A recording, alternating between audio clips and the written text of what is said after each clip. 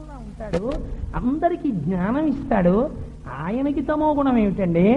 నల్లగా ఉంటాడు, పచ్చటి పట్టుబట్ట కట్టుకుంటాడు, ఆ సంవత్సరంలో 6 నెలలు నిద్రపోతూ ఉంటాడు శయన ఏకాదశి నుంచి. తమో గుణం శ్రీ మహావిష్ణువుది, మా స్వామి శంకరుడిది కాదన్నాడు. అది మీరు భక్తి అని పిలవగలరా దాన్ని? అంటే శ్రీమన్నారాయణుణ్ణి నింద చేసి శంకరుణ్ణి పొగిడేస్తే వాడు శివభక్తుడని మీరు అనుకుంటున్నారా? వాడికి తెలియదనమాట శ్రీమన్నారాయణ తత్వం. శ్రీమన్నారాయణుడు నల్లగా ఉండడం అంటే చల్లగా ఉండడం. మీ కోరికల్ని తీర్చడానికి, రాక్షస సంహారం చేసి మిమ్మల్ని రక్షించడానికి స్వామి ఉరుకులు పరుగులు మీద వచ్చి మిమ్మల్ని రక్షిస్తుంటాడు. మీరేమిచ్చి రుణం తీర్చుకుంటాడు?